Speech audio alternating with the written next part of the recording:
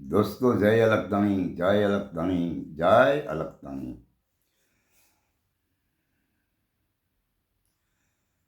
દોસ્તો, પરમાત્માની વાત હરિગુરુ સંત મહાપુરુષોએ કરેલી વાત એમાં હું કે તમે કોઈ પણ પ્રકારનો હસ્તાક્ષેપ કરવાનો અધિકાર નથી મારા ખ્યાલ મુજબ. હા, બાકી એમાં આપણે વિચાર વિમર્શ કરી શકીએ કે જો મહાપુરુષોએ કીધું છે તે કેમ છે અને કઈ રીતે છે. કારણ કે જે કંઈ કીધું છે એ તો એ મહાપુરુષોના મતે કીધું છે અને એની અંદર આપણે એક એક શબ્દનું ખરેખર મંથન કરવાની જરૂર છે.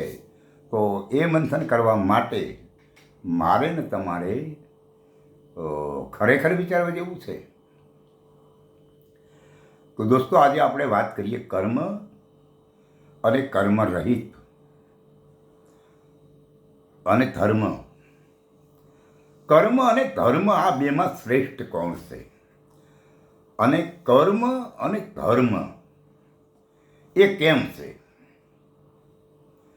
કારણ કે ઘણા મહાપુરુષો કર્મને શ્રેષ્ઠ માનતા હોય છે, ધર્મથી પણ અધિક કર્મ છે એવું કહેતા હોય છે. એવું મેં ગઈકાલે એક મહાપુરુષની સાથે વાર્તાલાપમાં સાંભળ્યું. તો એ મહાપુરુષનો મત છે, એમાં આપણે કંઈ લેવા દેવા નથી. પરંતુ ખરેખર જે કર્મ છે એ કરવું છે તમારે. તો કેવા પ્રકારનું કર્મ મારે ને તમારે બધાએ કરવું જોઈએ? અને મહાપુરુષોએ કર્મ વિશે આપણને શું કીધું છે અને આપણને કેવી લાઈફ રસ્તો આપ્યો છે. તો આપણે ગીતાનો પ્રશ્ન લઈએ તો ગીતાજીની અંદર કૃષ્ણએ અર્જુનને સંકેત આપ્યો છે, હે અર્જુન, તું કર્મ કરે જા, પણ ફળની અપેક્ષા રાખ્યા વગરનું કર્મ કરે જા. અને એ બધું મારે ચરણે ધરે જા. તારે તો મારા આદેશનું પાલન કરવાનું છે, બાકી તારે નિમિત્ત બનવાનું છે. બાકી આ બધું જે કંઈ છે ને એ થઈ રહ્યું છે અને થવાનું છે, અને તું એમાં ફક્ત ને ફક્ત નિમિત્ત છો. એટલે તો કર્મ અર્જુને કર્યું છે એવું ન કહી શકાય.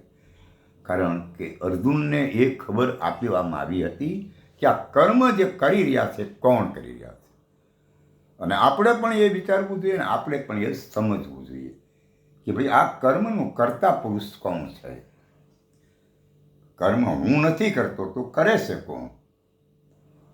અને એ બાબતે રામદેવજી મહારાજ પણ કહે છે કે હે હરજી, ભક્તિ કરો તો જતી સતીના ભેદને જાણો અને કર્મ રહિત ક્રિયાને કમાવો.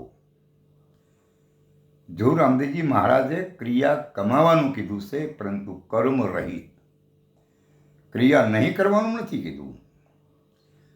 પણ એને ચોક્કસ ક્રિયા કરો, પરંતુ કર્મ રહિત ક્રિયા કરો, જ્યાં કર્મની ગતિ લાગુ ન પડવી પડે, કર્મની ભાવના લાગુ ન પડવી પડે, જ્યાં તમે કર્મ કરો છો એવી વાસ્તવિકતાનો ખબર પડવી પડે.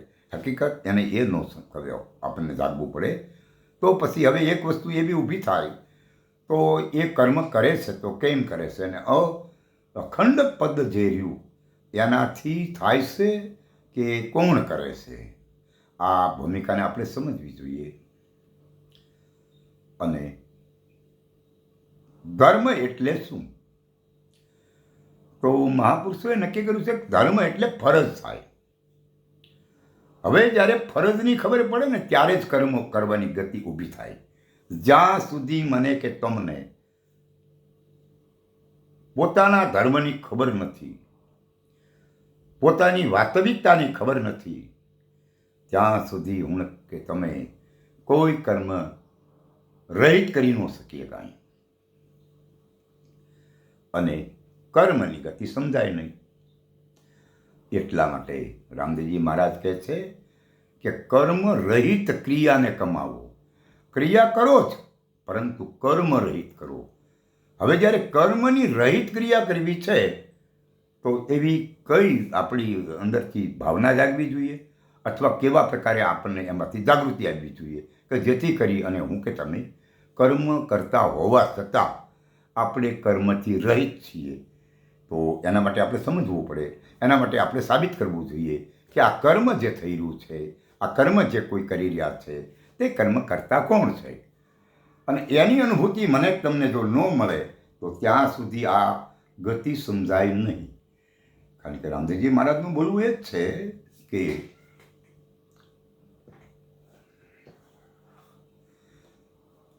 હે અરજી, જતિ અને સતીના ભેદને પહેલા જાણી લે. પહેલા તું જતિ કોણ છે, સતી કોણ છે, એમાં જે ભેદ પડ્યો છે એ ભેદનો ઉકેલ કરી વાર, અને પછી તારે ક્રિયા કમાવાની છે કર્મની, પરંતુ કર્મ રહિત થવું જોઈએ. જ્યાં કર્મ તને લાગવું ન પડવું જોઈએ. અરે જો ભાઈ મને તમને કર્મ લાગવું પડશે ને તો પાછું અહીંયા આવવું પડશે. આપણે પાછું નથી આવવું અને આ કરવાનું છે. તો જે વાત ધર્મની છે એ ધર્મ એટલે ફરજ થાય. હવે તમારે ત્યાં કોઈ સામાજિક દ્રષ્ટિએ આપણે વાત કરીએ, કોઈ મહેમાનો પધાર્યા અને મહેમાનોની સાથે તમે મળી લીધું, તો પછી તમારી ફરજમાં શું આવ્યું? અરે મહેમાનો તમારા ગ્રાઉન્ડમાં દાખલ થયા એટલે પહેલી તમારી ફરજ કઈ? એની સાથે મળવું હળવું, એને આવકારવા, એ આપણી ફરજ બની જાય ને. એ આપણો ધર્મ છે ગ્રસ્તાશ્રમનો. એટલે આ ધર્મ એટલે ફરજ, અને એ ફરજને નિભાવવા માટે પછી કર્મ શરૂ થાય. આપણી ફરજ જે પડી છે એ નિભાવવી હોય તો ત્યાં જે પ્રકારે ફરજ પડી છે એ પ્રકારે આપણે નિભાવવી જોઈએ, અને એને નિભાવવા માટે કર્મ કરવું જોઈએ. તો એ કેવા પ્રકારનું કર્મ? ધારો કે મહેમાન આવ્યા છે તો એને મળવું જોઈએ, એક પ્રકારનું કર્મ થઈ ગયું. પછી ચા પાણીના મહેમાન હોય તો ચા પાણી પીવડાવવા પડે, આ પણ કર્મ છે. એવી જ રીતે જ્યાં જ્યાં જે જે કર્મ થઈ રહ્યું છે એ કર્મ કરતા પુરુષનું જો મને તમને જ્ઞાન થઈ જાય તો તમે એ કર્મ રહિત ક્રિયા કમાઓ. તમને એ લાગુ ન પડે. શું કામ લાગુ ન પડે ને ક્યારે ન લાગુ પડે? કે જ્યારે તમે આ કર્મનો કરતા પુરુષને સમજી લો એટલે આપણે સાબિત થઈ જાય આમાં હું કોઈ કરતા નથી, તો કરતા જે પુરુષ છે એના હવાલે આ બધું છે, આપણે આમાં કંઈ લેના દેના છે નહીં. આવી જ્યારે ભાવના મને તમને ભીતરથી જાગે એટલે બાપુ કર્મ અને અકર્મ આ બે વિભાન છે. અને કર્મ એટલે શું અને અકર્મ એટલે શું? કર્મ કરવા છતાં તમે લોપાતા નથી. કર્મ કરવા છતાં તમને એની કોઈ પણ પ્રકારની ભાવનાઓ રહિત હોવાથી તમને એનું લાગુ પડતું નથી કર્મ. કારણ કે એ કર્મ રહિત તમે ક્રિયા કરી રહ્યા છો. જ્યાં કર્મનો કરતા કોઈ બીજો છે, તમે એના આદેશથી આ કાર્ય થઈ રહ્યું છે, એમાં તમારે લોપાવાની જરૂર નથી, તમને એમાં કંઈ રોકાવાની જરૂર નથી, તમારે એને સ્વીકારવાની જરૂર નથી. એટલે જે મહાપુરુષનો લક્ષાર્થ છે, જે મહાપુરુષની વાસ્તવિકતા છે એ એવી છે કે ધર્મ શ્રેષ્ઠ છે. કારણ કે ધર્મ એ જ ફરજ છે, અને ફરજ પછી કર્મ ઊભું થાય, માટે બીજા નંબરે કર્મ જાય. અને કર્મ બીજા નંબરે પણ જ્યારે તમે નિષ્ભાવ કર્મ કરો, કોઈ પણ ભાવ વગર, કોઈ પણ પ્રકારની અપેક્ષા વગર જ્યારે કર્મ કરો છો તો એ કર્મ તમારા હવાલે નથી. એ જેને તમને મને જે મહાપુરુષે રાહ બતાવ્યો છે એ જ મહાપુરુષે મને અને તમને આ કર્મનો કરતા કોણ છે એ સાબિત કરી બતાવ્યું હોય. એટલે પછી જ મને તમને કર્મ લાગુ પડે નહીં. અને ત્યારે આપણે અકર્તાના ભાવમાં ગયા હોઈએ અને અકર્તાનો ભાવ સમજાય ત્યારે મુક્તિનો રાહ મળી જાય આપોઆપ. અને મેળવવાની જરૂર રહેતી નથી. માટે શ્રેષ્ઠમાં શ્રેષ્ઠ છે ધર્મ, કારણ કે ધર્મ એ જ ફરજ છે અને ફરજ પછી ભાઈ કર્મ ઊભું થાય. માટે ખરી ભાવનાઓ સાથે ધર્મને સાબિત રાખવો જોઈએ અને ધર્મને આબાદ રાખવો પડે અને ધર્મને સમજી લેવો પડે કે એ આપણી ફરજ છે. બસ આ ફરજને નિભાવો, इसके સિવા ઓર કુછ છે નહીં. માટે હવે પછી બીજી વાત આપણે આગળ કરશું. પણ હા, મને ઘણી વખત કોમેન્ટમાં એવું આવે છે કે મહારાજનું એડ્રેસ ક્યાં? તો હું ગુજરાતમાં રહું છું. ગુજરાતના બોટાદ જિલ્લાના બોટાદ તાલુકાના કારિયાણી ગામ મારું વતન છે અને સાગરનાથ મારું નામ છે. તો તમને વાકેફ છો જ બધા. અને મારો મોબાઈલ નંબર છે 75 72 86 0 553. આપને જેને મને એમના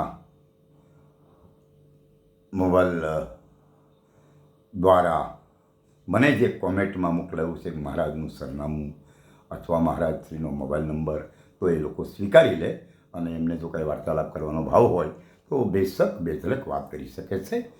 જય અલખધણી, જય અલખધણી, જય અલખધણી.